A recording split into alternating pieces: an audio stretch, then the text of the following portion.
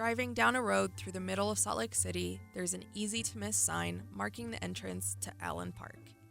The park is fenced in and hidden away. It's something you probably wouldn't find unless you were looking for it. What lies behind the fence is something that's intrigued Utahns for almost a century. In 1931, Dr. George Allen and his wife Ruth purchased a property in Salt Lake City that spans almost 2 blocks.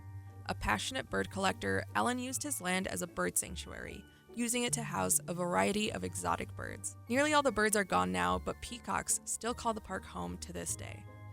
Allen Park's distinct character was formed not just through its exotic animals, but through the 16 buildings that dot the 7-acre property. In the 1940s, Dr. Allen began adding small houses to his land in an effort to bring in more income. But, ever an eccentric, Allen didn't just build homes on his property. Instead, he collected homes that had been built elsewhere. The homes were relocated to Allen Park and set on new foundations, providing housing to people from all walks of life. Although the park fostered a small community, it wasn't a public space. Instead, the park only opened its doors to visitors once a week on Sundays.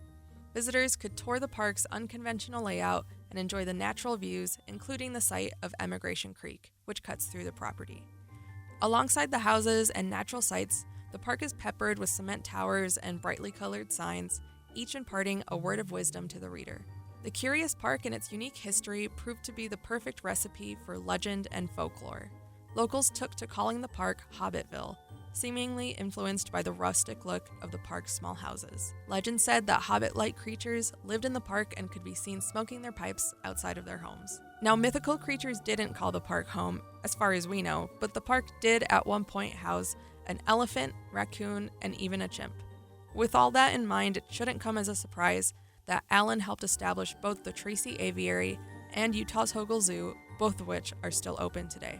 Allen died in 1961, and by the 70s, his birds were gone and the park began showing signs of neglect.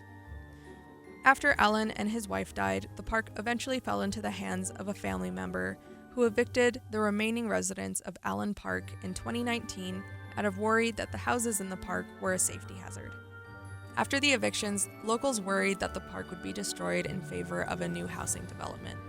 But a grassroots campaign to preserve the park proved successful, and Salt Lake City bought the property for $7.5 million in 2020. Right now, the houses and decorations in the park are fenced off, but the city says it plans to restore the park to its former glory. For now, visitors can take a slightly distanced look at Dr. Allen's legacy. And who knows, maybe once the city starts restoring the property, we'll find that some mythical creatures did indeed make a home out of it.